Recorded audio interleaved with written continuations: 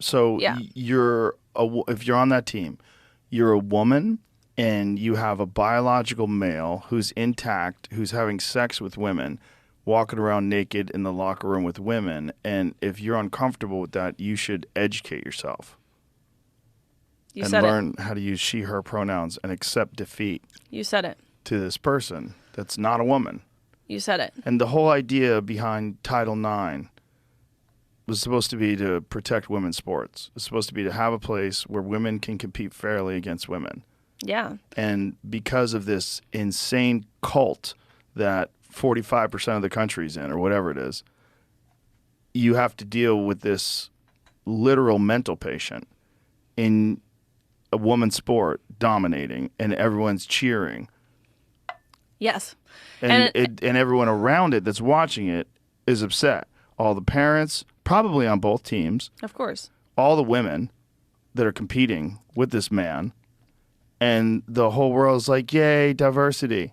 And you Yeah. must feel like you're in a fucking movie or something. Well, I'll tell you, really what had thrusted me over the edge into no longer being willing to lie, ultimately, is he and I raced in the 200 freestyle. This is the day after he swam the 500 freestyle and won a national title, beat out Olympians, beating out American record holders, right? Keep in mind, these aren't scrubs. They're the most impressive and accomplished female swimmers this world has ever seen.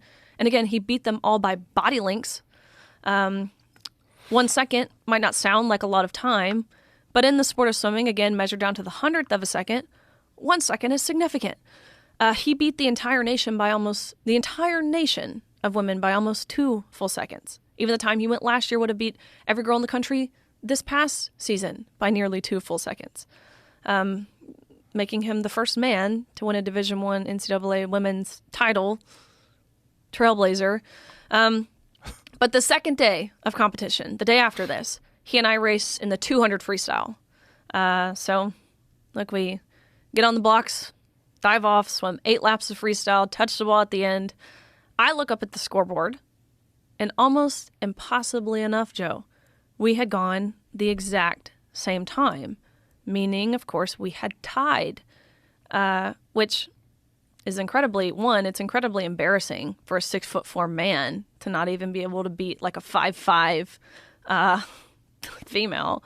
But again, going a minute and 40-ish seconds and not even 1/100th separated us.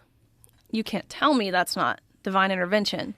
But tied, we get out of the water. We go, you can see here, we both went 143.40. Not one of us going 143.39 or 143.41, tying. Get out of the water, go behind the awards podium.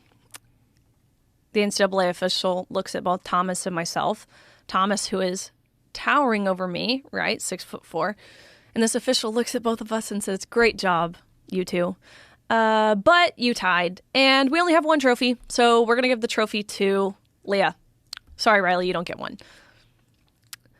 My Jesus Christ. heart rate was still high, having just competed. My adrenaline was still pumping. And so the first thing that I thought ended up being the first thing that I said. And the first thought that I had was just what you had just said, right? Like, isn't this everything that Title IX was passed to prevent from happening? What do you mean you're going to give the trophy to the man in the women's 200 freestyle? I asked the question that no one dared ask all season. And I said, why? Which, of course, he didn't have an answer as to why. They didn't give him a script of what to say when someone asks you the dreaded question of why. And so his first excuse he came up with, he's stumbling on his words, and he's, we're actually just doing this in chronological order, he said. And so I said, okay, do you mean alphabetical? Because G comes before T. Otherwise, I literally have no idea what you're being chronological about, right? We tied. So again, what's your rationale here? And finally, he realized that he didn't have a justification. He didn't have an answer for this. And so, and I actually appreciate his honesty. this is when his face changed.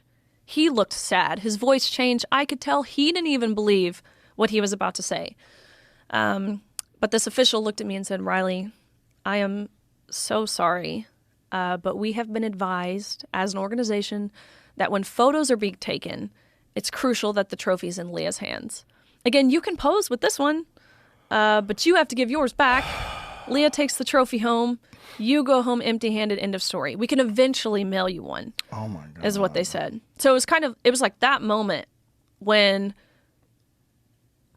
I felt guilty at that point. I felt guilty for participating in the farce. I felt guilty for even getting in the water at this point. And so it kind of hit me. I won't say I was necessarily cowering because it didn't feel like that to me. I wasn't necessarily scared to approach the topic. I just thought someone else would. I thought a coach would say something. I thought some other swimmer. I thought someone with political power, someone within the NCAA. Quite honestly, I thought someone's dad would come down there and yank this man out of our locker rooms. But it was in that moment where we were standing on the podium, myself included. I'm standing on the podium, and we're clapping, and we're smiling, and we're cheering. And it hit me. I'm like, what in the world are we clapping for?